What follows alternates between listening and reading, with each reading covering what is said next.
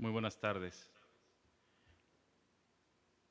A nombre de la Suprema Corte de Justicia de la Nación y de la Casa de la Cultura Jurídica en Campeche, les damos la más cordial bienvenida a esta presentación del libro Estudios de Derecho Constitucional.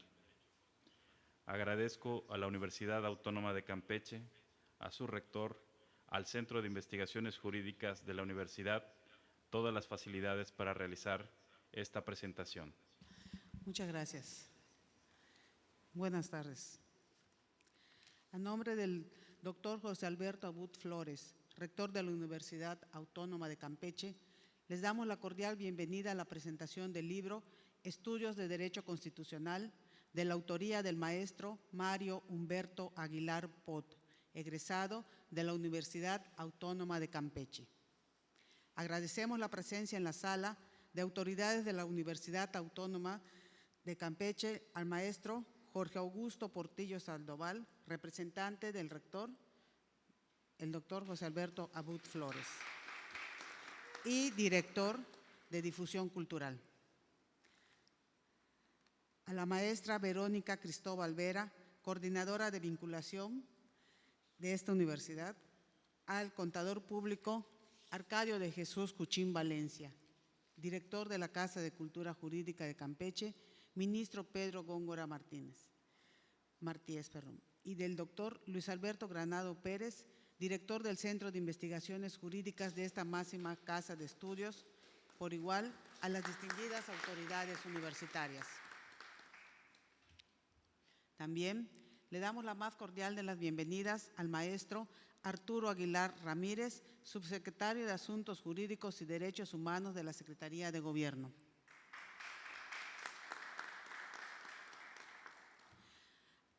A todas y todos los rectores, rectoras, directoras y directores generales de diferentes instituciones educativas del nivel medio y superior del Estado de Campeche y de la presencia virtual de la comunidad universitaria y público en general.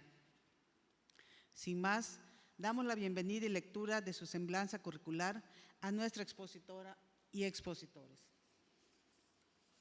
Maestra Olivia del Carmen Rosado Brito, catedrática de la Facultad de Derecho, doctor Alberto Trueba Urbina. La maestra Olivia del Carmen Rosado Brito es egresada con mención honorífica de la Facultad de Derecho, doctor Alberto Trueba Urbina, de la Universidad Autónoma de Campeche, en donde estudió la licenciatura en Derecho. Cuenta con maestría en Derecho Constitucional y Amparo por la Universidad Autónoma de Querétaro y cursó el doctorado de Ciencias Penales y Política Criminal en el Instituto Nacional de Ciencias Penales, estando pendiente su titulación. Cursó el diplomado en Procesos Constitucionales por parte de la Universidad Anáhuac Mayap y el diplomado en Derecho Notarial. Es docente certificado por examen para impartir cursos de capacitación en el nuevo modelo de sistema de justicia por el Comité de Capacitación del Consejo de Coordinación para la Implementación del Sistema de Justicia Penal y la Secretaría Técnica. Ha participado en seminarios internacionales impartidos por la Secretaría Técnica del Consejo de Coordinación para la Implementación del Sistema de Justicia Penal, la Embajada de Canadá, la Secretaría de Relaciones Exteriores y el Poder Judicial de la Federación. Ha impartido distintas materias como Principios Fundamentales del Amparo en el Instituto Nacional de Estudios Fiscales en el Estado de Chiapas y la materia de amparo en diplomados de la Casa de la Cultura Jurídica de la Suprema Corte de Justicia de la Nación. Docente de la Facultad de Derecho de la Universidad Autónoma de Campeche, como profesora e investigadora asociada de medio tiempo, en donde ha impartido diversas materias como juicios orales, debate jurídico, técnicas de litigio para juicios orales, teoría de la ley penal y del delito, juicio de amparo, derecho notarial y derecho municipal. Ha desempeñado distintos puestos como directora jurídica de la Unidad de Asuntos Jurídicos de la Secretaría de Gobierno en el año 2005 a 2006, síndica de Asuntos Jurídicos del H Ayuntamiento del municipio de Campeche en el periodo 2006-2009, consejera jurídica adjunta del Poder Ejecutivo del Estado de Campeche desde el 2009 hasta septiembre del 2018, titular de la Notaría Pública número 3 del Primer Distrito Judicial del Estado, con goce de licencia en la actualidad. Abogada general de la Universidad Autónoma de Campeche desde octubre de 2018 hasta julio de 2019 y consejera jurídica del Poder Ejecutivo del Estado de Campeche de agosto de 2019 hasta septiembre de 2021. También contamos con la presencia del doctor Víctor Manuel Collí Eck, profesor investigador adscrito al Centro de Investigaciones Jurídicas. Doctor en Derecho, egresado de la Universidad Panamericana y licenciado en Derecho, egresado de la Universidad Autónoma de Campeche. Miembro del Sistema Nacional de Investigadores.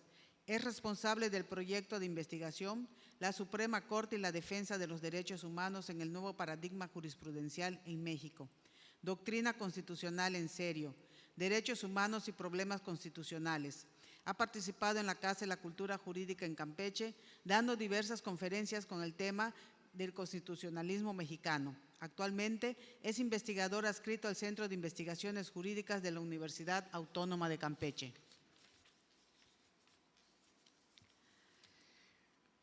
El doctor Edgar Sandoval Caballero González es doctor, maestro y licenciado en Derecho por la Universidad Nacional Autónoma de México.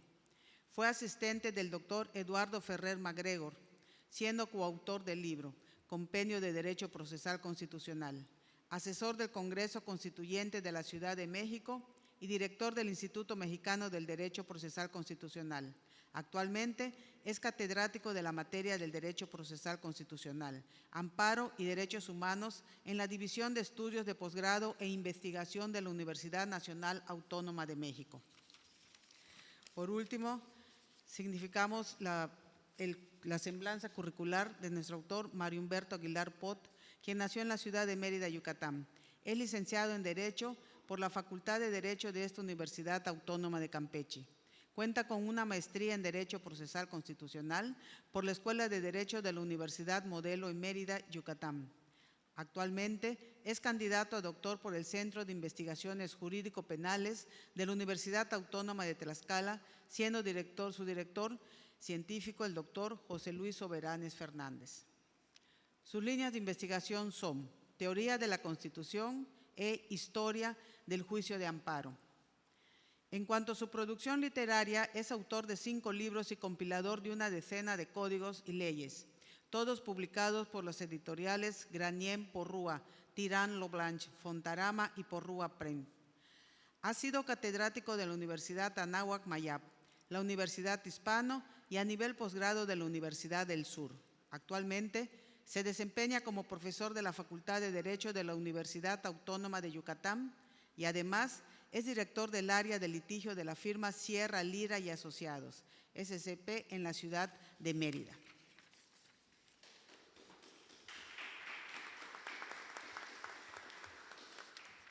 Bien.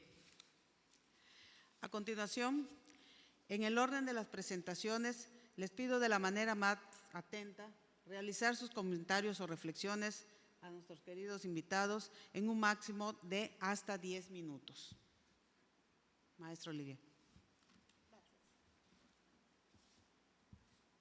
Con el permiso de todos, agradeciendo inmensamente el gusto de tener no solo en mis manos la posibilidad de comentar este ensayo denominado Estudio de Derecho Constitucional junto con los panelistas que me acompañan, sino que además que mejor que en un entorno de nuestra casa máxima, de nuestra Universidad Autónoma de Campeche, conjuntamente y coordinadamente con la Casa de la Cultura Jurídica de la Suprema Corte de Justicia, Casa de la Cultura Jurídica con sede en esta ciudad, que también colabora con la Universidad Autónoma en la formación, pero también en la actualización constante de diferentes áreas del derecho, entre las que sobresalen, por supuesto, dependiendo esta Casa de la Cultura de nuestro Tribunal Máximo, los estudios constitucionales y la práctica del juicio de amparo. Realmente, el libro que tengo en mis manos contiene una síntesis muy importante de los aspectos mínimos que requieren conocerse de nuestra Constitución mexicana. Pero ¿a qué tipo de Constitución mexicana se refiere nuestro autor, Mario? se está refiriendo a la Constitución mexicana en un contexto de Estado moderno, es decir, una Constitución que ya contiene los efectos de la teoría del neoconstitucionalismo. ¿Sí? A pesar de que aborda en el primer tema los fundamentos históricos y los fundamentos políticos de la Constitución mexicana, él aborda también la concepción de una Constitución cuya evolución ya lleva esos tintes que derivaron tanto de Inglaterra como de la Revolución Francesa. Tintes en donde no solo la Constitución es vislumbrada como un conjunto de ley o leyes superiores a la norma ordinaria que reconoce derechos fundamentales, sino también como la garantía principal para el ejercicio efectivo de esos derechos. Y con ello vemos una síntesis de la historia del derecho constitucional mexicano, centrado en su propia Constitución, pero que va desde el origen de la palabra Constitución, enmarcado en una democracia que originó de los auges de Grecia y de Atenas, pero que por supuesto se fue desarrollando de ser una simple codificación que contenga los derechos fundamentales a una norma de mayor jerarquía que caracteriza a los estados modernos. Y todavía más allá, plantea en este ensayo la posibilidad de vislumbrar a los tribunales en beneficio de la libertad, porque ¿qué no es acaso la democracia el único entorno en donde la libertad puede proliferar? ¿Hay alguna otra forma de gobierno conocida en el mundo actual en donde la libertad se privilegie? Y eso es un aporte personal del autor, no solo muy importante, totalmente actualizado, sino totalmente acorde con los paradigmas que las constituciones de los países, especialmente España, Italia, Alemania, México, Argentina y Brasil, se cuestionan. De esta manera, entonces, de cada tópico de los 4 capítulos abordados por el autor Mario Humberto, podemos entresacar un número de aspectos y de precisiones de las cuales podríamos sacar muchísimos ensayos de cada uno de esos capítulos. La bondad principal que yo encuentro entonces es sintetizar desde los antecedentes de nuestra Constitución hasta llegar a la propuesta modernísima de que los tribunales recuerden estar enfocados en la tutela y en la garantía de las libertades humanas, haciendo toda una diferenciación entre los demás derechos humanos, entre los demás derechos fundamentales, en los que Mario está privilegiando lo que él denomina libertad humana. Y por eso los tribunales de la libertad. Yo encuentro bastante importante esta aportación y además le agregaría una segunda que me parece que es necesaria de recordar momento a momento por todo aquel que se interese o esté vinculado con el derecho. Nuestro querido autor, que pues me he atrevido a tutearlo, el doctor Mario, propone también vislumbrar la doble raíz de toda constitución. Es decir, no solo es un cúmulo de normas que reconocen derechos fundamentales, sino que también tiene un aspecto eminentemente material. La doble raíz es el aspecto formal y el aspecto material, pero para el autor, para el doctor Mario, ya configuran un solo objetivo para poder ser denominada o para poder ser categorizada a la Constitución mexicana como una Constitución moderna, como una Constitución contemporánea, como una Constitución que ya fue influenciada a través de la globalización por las bondades que presenta la teoría del neoconstitucionalismo, teoría que también se pregunta ¿qué es más importante si no tenemos las garantías para materializar el ejercicio efectivo de todos esos derechos fundamentales reconocidos. En el texto también hace este llamado importante a los estudiosos del derecho, y es donde celebro muchísimo que el entorno no solo sea la Casa de la Cultura Jurídica de la Suprema Corte, sino nuestra propia Universidad Autónoma de Campeche, a través del Centro de Investigaciones Jurídicas y la Facultad de Derecho, porque es menester recordar que los principales actores dentro del estudio del derecho, pues somos los maestros, somos los catedráticos, somos los formadores. No se nos puede olvidar para nada el origen y los principios básicos con los que nació nuestra Constitución y cómo fue evolucionando y qué está pasando con el derecho denominado neoconstitucionalismo, que todavía es considerado como una teoría. ¿Cuáles son los otros aspectos que México está retomando, pero que no pueden olvidarse? Y por eso encuentro una armonización estrecha entre el texto que hoy estamos comentando y que me siento muy honrada, muy gustosa de estar compartiendo con ustedes, con el texto constitucional en el artículo 3, Constitución Mexicana, que en el apartado de la educación, precisamente en ese apartado de la educación, define la democracia y estilo de democracia que por supuesto irradia en la Constitución mexicana. Es una democracia como forma de vida, no solo en un aspecto político o en un aspecto jurídico, implica el aspecto social, el aspecto cultural, implica el aspecto económico. Para poder ser denominada entonces sí como una constitución, como una democracia integral, cuidando y haciendo efectivas las libertades reconocidas, repito, desde Atenas y Grecia, porque con eso inicia el primer capítulo nuestro autor, pero que se continúa con posterioridad en las constituciones de Europa y que termina de desenvolverse en los estados contemporáneos, en donde, repito, ya se reconocen los aspectos formales y materiales. Armonización que también encuentro con los estudios de Luigi Ferrajoli. Por supuesto, ¿cuáles son las garantías? Pues todas las herramientas para poder hacer efectivos esos derechos fundamentales. De lo contrario, de nada serviría el reconocimiento en un texto que carecería totalmente de vida, totalmente de eficacia, totalmente de beneficios para los gobernados. ¿Sí? Independientemente de que yo en lo personal difiero entre ciudadanía y gobernado, creo que aún tengo muy arraigados los conceptos de gobernado como aquel que está subordinado al imperio del Estado, aunque en la teoría del neoconstitucionalismo es sinónimo de ciudadano. En base al principio de supremacía constitucional, pues para mí son ciudadanos hasta que cumplen los requisitos de la ciudadanía, mayoría de edad, por ejemplo, en base a nuestra Constitución.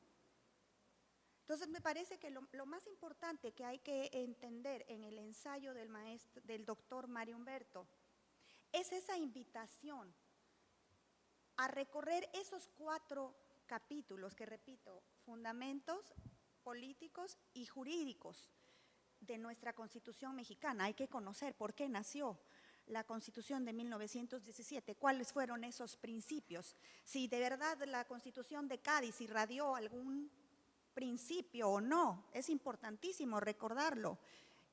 Y en eso también me considero totalmente de acuerdo con él, no por nada me fui al mismísimo Querétaro a estudiar constitucional y amparo. Yo quería saber dónde estuvieron sentados los legisladores de la Constitución 17, dónde estuvo Carranza, cuál era la idiosincrasia de las personas que en ese momento estuvieron en el origen de nuestra Constitución mexicana, que repito, ya la Constitución mexicana que aborda este ensayo es una constitución de corte de Estado moderno. Estamos en presencia de un Estado democrático de derecho, de un Estado constitucional democrático de derecho, tal y como la teoría del neoconstitucionalismo en los estados mucho más modernos que México, como son los europeos, ya tiene esos tintes, y eso es lo que pone de relevancia. Nacimos así en el primer capítulo, en el segundo capítulo, permítame leer exactamente el nombre, precisamente dedica el segundo capítulo al neoconstitucionalismo, con una sencillez que pudiera ser entendido por cualquier, inclusive alumno que esté iniciando la carrera, o simplemente por una persona que esté interesada en conocer cuáles son sus derechos fundamentales y en reconocer si su Constitución contiene esa parte material de la Constitución reconocida como garantías para ser efectivos sus derechos, porque a veces ni siquiera los conocemos. El tercer capítulo, la jurisdicción constitucional de la libertad, y es donde la innovación que yo encuentro en lo personal en este ensayo también está armonizado con la teoría actual de la diferencia entre libertades y derechos humanos, libertades y derechos fundamentales, que no son las libertades también derechos fundamentales, sí, pero al hacer la diferencia estamos poniendo énfasis en la necesidad de que estén garantizadas las primeras. Perdón, ya me pasé de los 10 minutos, únicamente leo el título del tercer capítulo, Constitucionalismo Popular y Populismo Constitucional, que es donde también el autor señala su personal opinión, pero totalmente innovando el texto constitucional que actualmente está vigente para México. Con esto terminaría, agradeciendo de nuevo la invitación y agradeciendo la paciencia. Perdón por el tiempo. Gracias. Muchas gracias, maestra Olivia. Doctor Víctor.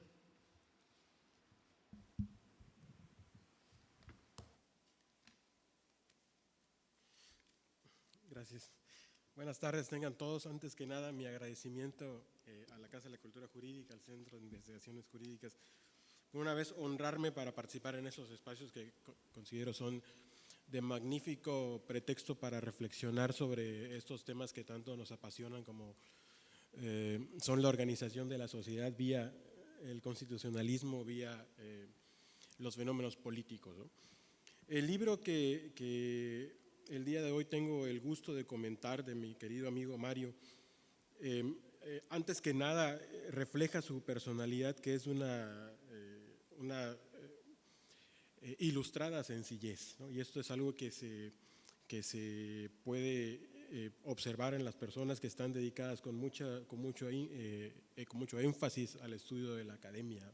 Es algo que me parece que es absolutamente positivo en la personalidad de los académicos. Estaba yo pensando cuál era la figura para poder introducir esta serie de reflexiones que yo quisiera hacer respecto del libro. Muchas ideas fueron planteadas por la maestra Olivia, así que yo tardaré mucho menos que ella, porque ella ya lo dijo con además mucha más maestría de lo que yo lo puedo decir, ¿no? Pero sin embargo estaba pensando en la figura y me vinieron a la mente dos películas, Forrest Gump y El mayordomo de la Casa Blanca, porque si hay un adjetivo que pudiera poner a este libro es el de ser un libro provocador, en el sentido de que en una primera instancia lo que nos invita es a repensar, a reflexionar, a analizar el de dónde venimos y el dónde estamos, desde una visión evolutiva, ¿no? Desde una visión de a ver cuáles fueron los orígenes de la Constitución, siempre teniendo presente el fenómeno constitucional mexicano. Revisa instituciones, revisa doctrinas, revisa la historia para poder dar justificación y para poder dejarnos entender dónde nos encontramos parados en el fenómeno constitucional nuestro el día de hoy. Y en ese sentido, por eso decía que es revisionista, porque nos hace ir hasta los orígenes, hasta orígenes bastante antiguos del fenómeno constitucional en sentido amplio, como es la organización política democrática de la Grecia clásica, ¿no? La Grecia ateniense, pero siempre teniendo presente dónde está México, cuáles son los elementos de todo este enorme universo de conocimientos, de aprendizajes que ha tenido la humanidad en cuanto a su organización de la libertad, como bien señalaba la maestra Olivia, en la organización y la procura de la dignidad y la libertad de las personas, dónde está nuestro país parado dentro de este gran universo de cosas.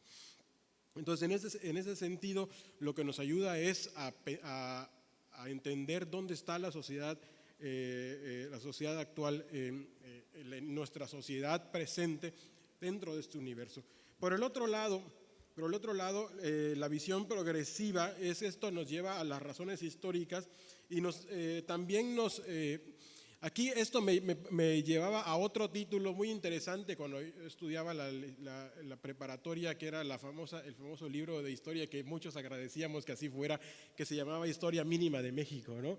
Porque a través de un libro muy pequeño uno podía aprender grandes cosas, porque el autor, como el día de hoy, Mario, tenían el gran atributo de decir en pocas palabras un montón de conceptos y un montón de conocimientos. O sea, el atributo de poder transmitir las ideas con mucha precisión, no abusando del número cuantitativo de palabras y del lenguaje, pero usando un lenguaje además bastante claro y bastante entendible. Esto me parece que es muy rescatable, es algo que se agradece mucho al libro de Mario, ¿no?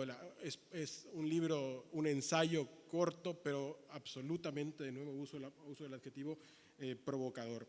Nos hace entender, ya desde esta visión progresiva, nos hace entender dónde nos encontramos parados el día de hoy nosotros, porque una vez brincando o pasando el primer capítulo, que es la reflexión histórica, nos presenta el escenario de cómo están organizadas o cuáles son algunas de las maneras en las cuales podemos clasificar la organización de las sociedades constitucionales el día de hoy, y por eso tenemos dos capítulos interesantísimos, el de neoconstitucionalismo y el segundo que habla sobre la jurisdicción constitucional de la libertad, y que una vez más nos invita a pensarlo bajo los ojos, o sea, nos invita a ver a México bajo los ojos de estas dos grandes acepciones, que además tienen una tradición formidable, que una vez más es un atributo del libro de Mario, el decirlo en pocas palabras, pero con una gran precisión.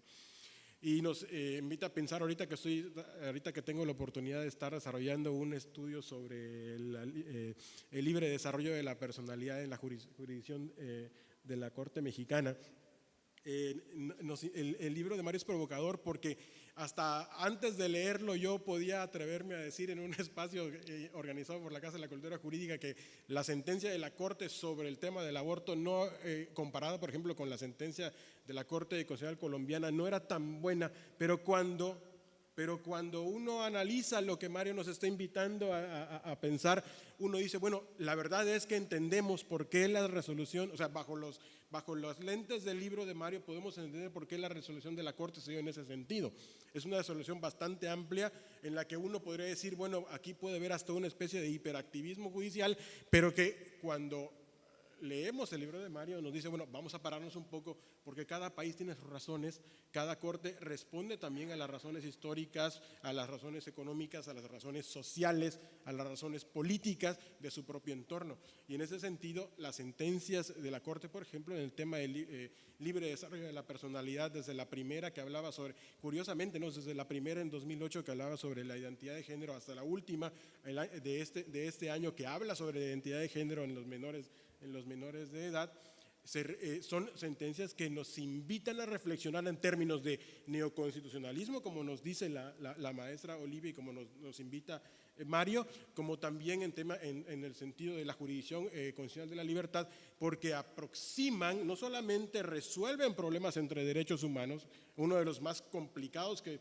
existen en el tema del neoconstitucionalismo, sino que aproximan la justicia a la sociedad mexicana presente, ¿no? Y eso es algo que me parece que es absolutamente necesario. El último capítulo de Mario también es provocador, en el que habla de la relación entre constitución y populismo, o lo popular y lo constitucional, que él juega con las palabras. También es un capítulo provocador en diversas dimensiones. Una de ellas es la relación en lo que se está llamando, cuando inició la pandemia, una de las discusiones más importantes que se dio en tema de teoría política, teoría constitucional, fue qué régimen político estaba más capacitado para poder responder frente a la crisis que estaba ofreciendo al mundo la pandemia. Y muchos editorialistas, muchos científicos políticos, muchos académicos serios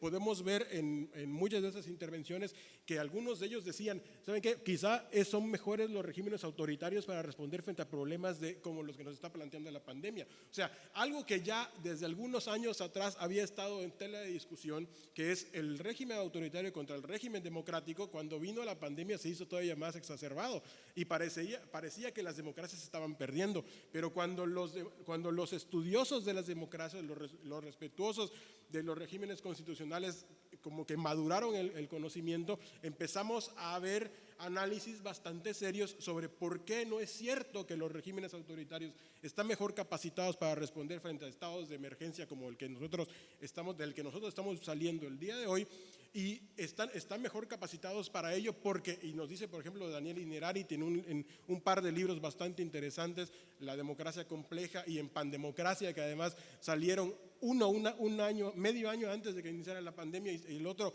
medio año después de que iniciara la pandemia, como una respuesta.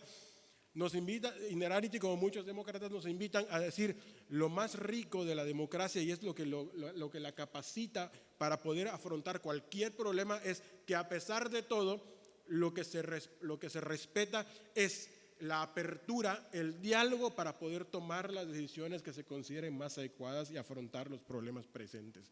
Creo yo que, y atrás de este diálogo, lo que nos está diciendo, lo que nos están diciendo los estudiosos es lo que bien decía la maestra Olivia y bien está planteado en el libro de Mario, es el respeto de la libertad y la dignidad de las personas. O sea, eso es algo absolutamente preciado, y eso es lo que hace, lo que genera los elementos para que los regímenes democráticos estén mejor capacitados para responder. Que responden lento, pues es que es propio del régimen democrático, es propio del diálogo. En el diálogo hay que sentarse a dialogar, no se puede imponer algo, porque lo que se necesita es escuchar diversas voces para saber cuáles son las necesidades de la sociedad.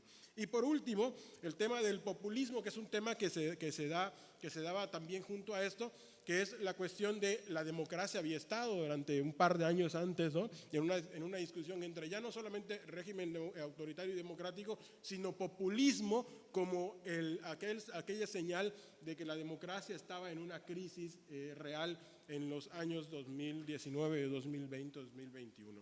¿Sí? ¿Cómo responder frente al tema del populismo? ¿Cómo responder frente al tema de que muchos países en el mundo cambiaron de regímenes autoritarios a regímenes democráticos, a regímenes, lo que se llama las democracias iliberales, ¿no? Democracias en las cuales tenemos representantes electos popularmente, pero que no hay un respeto de las libertades de las personas. Todo eso son una serie de reflexiones que yo me disculpo porque puedan parecer desligada una de la otra, pero una vez más trato de justificar este discurso no uniforme a través de que el libro de Mario es absolutamente provocador, y lo que hace es sacar muchas cosas que uno tiene ahí en la mente y tratar de ponerlas en tela de juicio y volver a reflexionar sobre ellas. Yo agradezco, Mario, enhorabuena, es un formidable libro, profundamente recomendable de lectura, además se lee con mucha fluidez, y pues agradezco de nuevo haberme permitido participar en este espacio.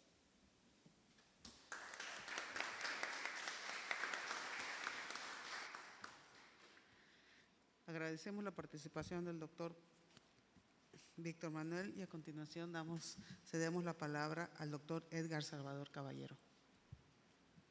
¿Me escuchan? Listo. Pues muy buenas tardes a todas, a todos. Muchísimas gracias por estar presente esta tarde en esta Facultad de Derecho. Comienzo agradeciendo la invitación del autor para estar esta tarde con todas y con todos ustedes. Mi agradecimiento también al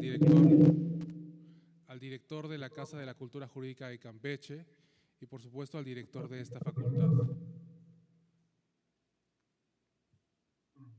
¿Estamos bien con el audio? Bueno, voy a iniciar. Bueno, la exposición que voy a hacer está dividida en 3 partes. En la primera parte voy a analizar la metodología de la construcción del libro. En la segunda, solamente por el tiempo, voy a hacer 2 reflexiones. Y finalmente voy a construir un argumento hacia profesores y al alumnado de por qué tienen que adquirir el libro. Como metodólogo, al tener un libro en las manos, lo primero que hago es comenzar a descifrarlo. En este caso, el libro del profesor Mario es un estudio que se divide en 4 ensayos que tienen una conexión entre sí, que tienen una narrativa descriptiva y que ya diré cada uno de los capítulos la forma en la que está construido. Creo que el objetivo del profesor Mario fue presentarnos 4 fotografías diferentes del constitucionalismo. La primera fotografía es una fotografía en sepia, histórica, que con una pluma bastante amigable nos hace un recorrido desde los primeros textos constitucionales hasta 1824. Creo que la delimitación que propone en el preámbulo la logró perfectamente. La segunda fotografía es una fotografía de aspiración hacia dónde queremos llegar. Es un capítulo, como decían los panelistas, que se dedicó al tema del neoconstitucionalismo. El tercer capítulo es una fotografía nostálgica. Es donde encontramos la tinta y el pensamiento de Mauro Capelletti y la tinta y el pensamiento del maestro de maestros, maestro de todos, Héctor Fix-Zamudio. Y la cuarta es una fotografía provocativa sobre el constitucionalismo popular. La estructura del libro, repito, está construida en 4 capítulos. La introducción está muy bien lograda. Comenzamos con el tema, después con el objetivo, con la metodología de construcción del libro y finalmente con la estructura de los capítulos. Es una estructura que desde un punto de vista metodológico tiene una muy buena construcción. El primer capítulo, que es el capítulo histórico, desde un punto de vista analítico, la lógica de la construcción es la siguiente. El profesor Mario siempre comienza escribiendo la sustancia de su objeto. Después de la sustancia del objeto, comienza a desarrollar sus cualidades. Y después de sus cualidades, o hace el desarrollo de la relación o el desarrollo de la yuxtaposición. Estas palabras que estoy mencionando son los accidentes aristotélicos que a nosotros nos sirven desde la teoría analítica para la descomposición de un objeto. El profesor Mario utiliza muy bien estos accidentes aristotélicos para la construcción de cada uno de sus párrafos. Él solo delimita el tema, dice, sobre esto no voy a hablar más porque no es mi objeto de estudio. Y creo que ese es uno de los pecados de muchos autores. Cuando queremos escribir muchísimo y nos perdemos con el objeto de estudio. El profesor Mario no comete ese pecado, que aunque pensemos que es un pecado menor, desde un punto de vista metodológico es muy relevante. El segundo capítulo creo que es el que a mí me genera más reflexión, que voy a dar en el segundo apartado una tesis de por qué no estoy de acuerdo con el neoconstitucionalismo.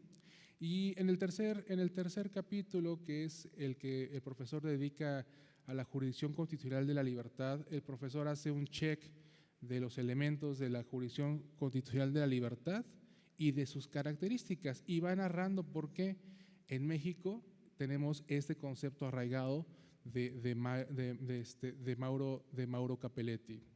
El cuarto capítulo es un capítulo que construye a partir de la influencia de autores argentinos como Roberto Gargarella, y el autor es muy claro al decir que su pensamiento se basa en la filosofía de Mark Tuxnet. Creo que es un muy buen libro, construido con muy buena metodología, que tiene un aparato crítico, aunque pareciera por el número de páginas pequeño, para poder construir las 76 páginas, bueno, las 68 páginas que aparecen publicadas.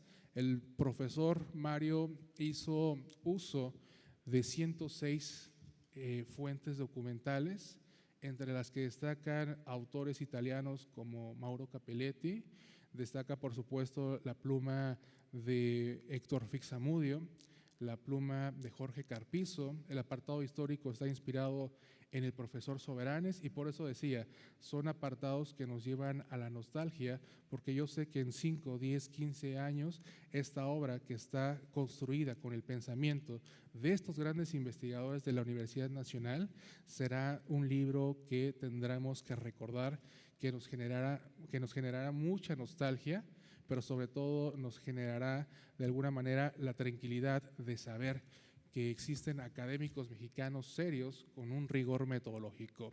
Hasta aquí dejo mi primera parte, que es un análisis metodológico.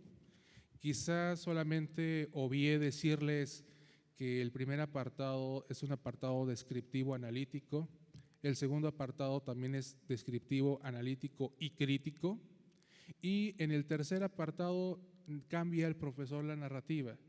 Hay una página donde es un ensayo propositivo, donde propone transformar el conocimiento y el entendimiento del juicio de amparo. El último capítulo también es un capítulo analítico y crítico. Voy a la segunda parte. ¿Por qué no estoy de acuerdo con el tema del neoconstitucionalismo? Creo que cuando ustedes terminen de leer esta obra, se darán cuenta que el neoconstitucionalismo no puede ser entendido como una postura epistemológica. He tenido la posibilidad de tomar clases con Alexi, con Ferrajoli, con Colombiano, con Carlos Bernal Pulido y con varias personas que son amigos, que son amigas, que proponen el tema del neoconstitucionalismo. Creo que su gran pecado es no delimitar bien su objeto de estudio. Porque si a un neoconstitucionalista le gusta el test de proporcionalidad de Alexi, dice que Alexi es neoconstitucionalista. Si le gustan las teorías de interpretación de Guastini, dice que Guastini es neoconstitucionalista. Las garantías procesales de Héctor Fix-Amudio, Héctor Fix-Amudio era un neoconstitucionalista. Creo que se comete ese pecado al querer construir de una forma pedagógica una postura epistemológica. El neoconstitucionalismo es una forma de estudiar al derecho, más no una forma de concebirlo. Yo no sé si Alexi o Borovsky, Gargarella no está de acuerdo. No sé si los autores que se autodenominan o que denominan neoconstitucionalistas se asuman como uno de ellos. En lo que sí estoy de acuerdo es en la crítica que hace el profesor sobre que debemos transformar el juicio de amparo. El amparo tiene que ser un mecanismo sencillo, tiene que ser un mecanismo ágil, y pareciera que en la actualidad no lo es. Y esto me remonta al siglo IV con los sacerdotes cristianos que enseñaban derecho en latín y que al final de cuentas el tener el lenguaje del derecho generaba poder. Creo que en el siglo XXI quien sabe amparo y a través de su lenguaje es una forma de demostración de poder. El amparo tiene que ser un tanto más democrático, por así decirlo, más sencillo, un mecanismo de tutela de los derechos. Voy a cerrar con el tercer apartado ya en el último minuto que me falta, sobre por qué se debe adquirir el libro. Voy a empezar con los profesores. Cuando el profesor Mario me envió este libro, lo primero que hice fue ponerlo en uso con mis estudiantes de la Universidad Iberoamericana. Como profesores, el primer apartado les sirve para desarrollar la parte de cualquier temario de derecho constitucional. De 1812 a 1824, en 35 páginas, está perfectamente resumida la historia constitucional. El segundo apartado nos sirve para materias como metodología de la investigación, donde analizamos al positivismo, al naturalismo, al realismo, y cerramos con posturas pospositivistas. Aquí es donde podríamos insertar al estudio del neoconstitucionalismo. El tercer apartado para los profesores de amparo. Creo que los profesores de amparo tienen que recordar algo que el maestro nos dice, que es la filosofía del juicio de amparo. Ser menos pragmáticos, ser menos prácticos y regresar a los fundamentos filosóficos del juicio de amparo. Esos fundamentos nos los da el profesor italiano Mauro Capelletti. Y finalmente, el cuarto capítulo es un capítulo que cierra normalmente los temas o los temarios de derecho constitucional, que son las nuevas corrientes o los nuevos derroteros de nuestros fenómenos de estudio. Eso es para los profesores, creo que los profesores lo pueden adquirir para desarrollar sus temarios. Y para los estudiantes de derecho, es una obra sintética, descriptiva, con muy buen apartado crítico, con muy buenas fuentes documentales que les van a poder generar las reflexiones que a mí me generaron cuando lo empecé a leer. Voy a terminar de alguna manera diciendo que el prólogo es del doctor Eduardo Ferrer MacGregor. Recuerdo en alguna ocasión en un congreso en Ensenada en el 2009 que él cerró ese congreso no con palabras propias. Era un congreso de Derecho Procesal Constitucional. Voy a recordar lo que dijo el profesor Ferrer para cerrar mi participación. Él nos contaba que en alguna ocasión Eduardo J. Couture, que es un forjador del derecho, que el profesor Mario dice cultivador del derecho procesal constitucional, estaba en una vieja universidad y se acercó a uno de sus compañeros científicos, un investigador. En ese momento el investigador no le hizo caso a Eduardo J. Couture, porque él estaba en el microscopio y no se dio cuenta que entró al cubículo. Y se disculpó y le dijo: amigo Couture, discúlpame, pero es que después de mucho, pero de mucho tiempo, es que se comienza a ver algo en el microscopio.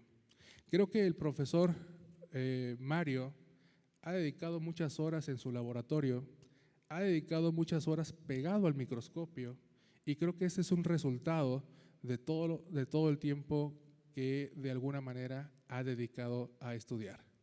La única crítica quizás sería que posiblemente esas personas que señalé que eran Eduardo J. Couture, que de alguna manera al entrar al cubículo y al no recibir atención del investigador, creo que deberían estar en este libro, en una dedicatoria, sus familias, los seres queridos, porque escribir un libro es una labor solitaria, es una labor que nos requiere silencio, es una labor que nos requiere reflexión, y creo que de alguna manera todas esas personas que le dan tranquilidad, que le dan silencio, deberían estar aquí en este libro. Sé que lo están en el pensamiento del autor, pero creo que una paginita, 2 parrafitos podrían estar para la siguiente edición, que dice el autor al cerrar el primer capítulo que lo va a hacer. O sea, ya lo prometió, va a ser una nueva edición de este libro y ojalá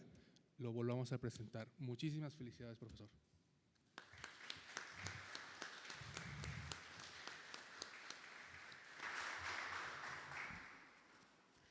Gracias, doctor Edgar. Cedemos el uso de la voz al maestro Mario Humberto Aguilar Pot, autor del libro, para sus reflexiones acerca del mismo.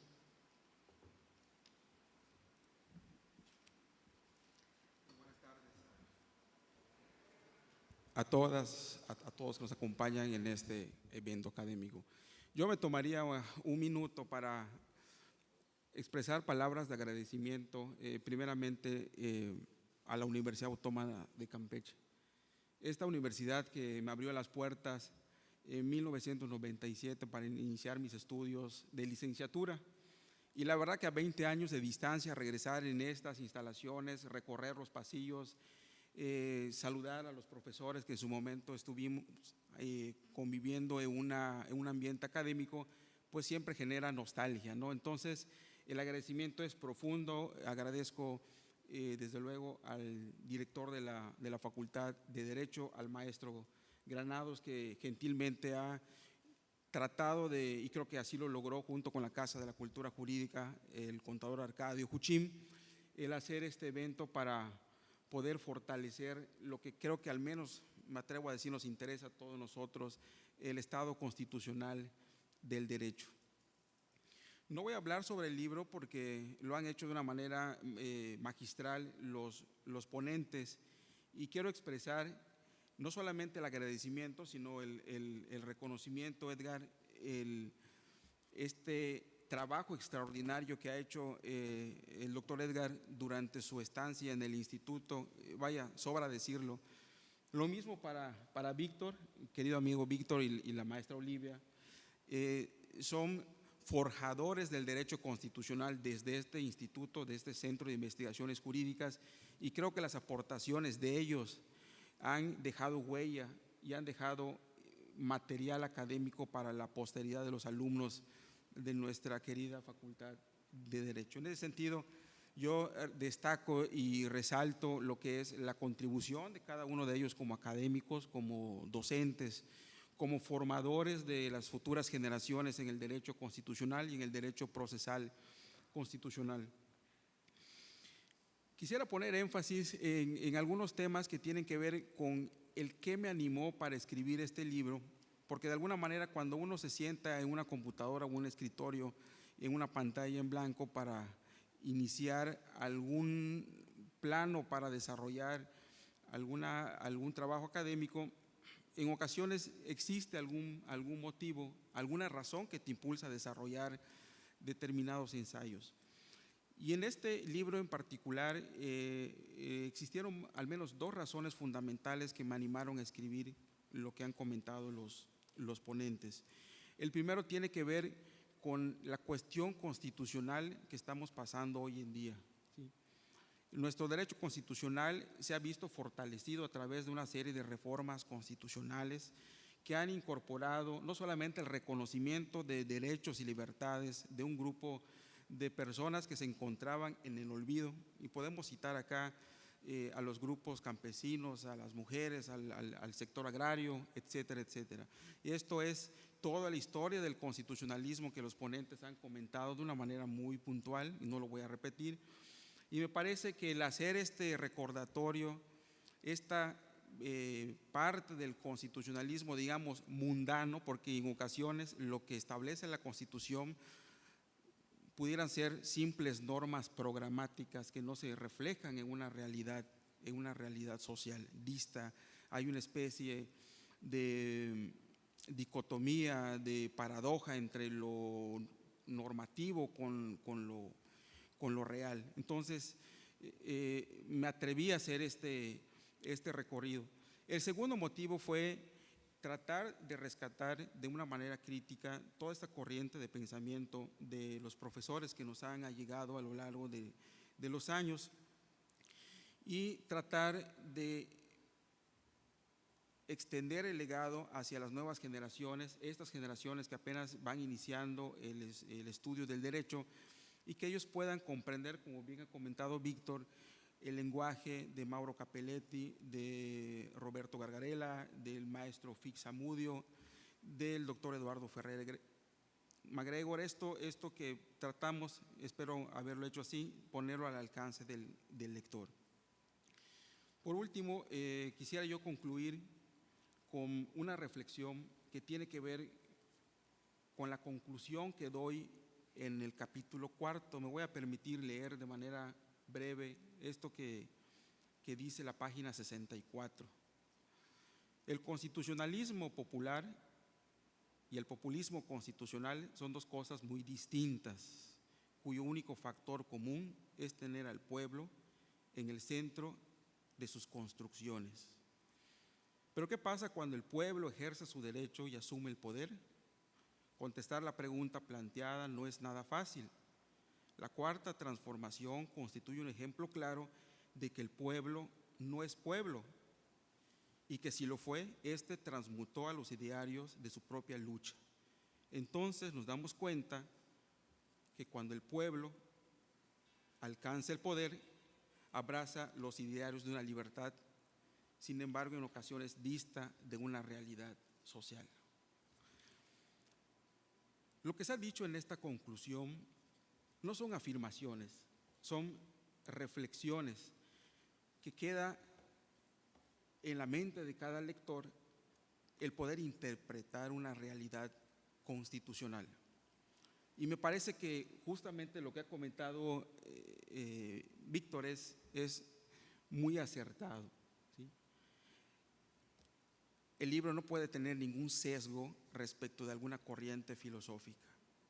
El libro es para cualquier corriente filosófica, para cualquier tipo de pensamiento, porque precisamente lo que buscamos es esto, hacer mesas de discusión para que se genere el debate, la reflexión, la discusión sobre las corrientes filosóficas que a lo largo de la historia nos han influido en nuestra formación académica. El hecho que estemos hoy, en esta tarde, no es una casualidad. El 19 de marzo de este año se cumplieron 200 años de una de las constituciones que ha influido en la historia del constitucionalismo, y me refiero a la Constitución de Cádiz. El 30 de enero se cumplieron 10 años del fallecimiento de uno de los campechanos, uno de los insignes, uno de los juristas más destacados que ha dado nuestro país, el doctor Jorge Carpizo. Y me parece que estos eventos constitucionales y estos pensadores que han abonado a nuestro derecho constitucional, pues de alguna manera nos hacen tener un compromiso, y el compromiso es el derecho constitucional, para sí y para las nuevas generaciones que nos acompañen en nuestra querida universidad. Agradezco la atención y agradezco profundamente lo que le sigue por haber convocado esta actividad, y no hay palabras para describir la emoción que yo siento para estar con personas tan distinguidas en el ámbito del derecho. Muchas gracias.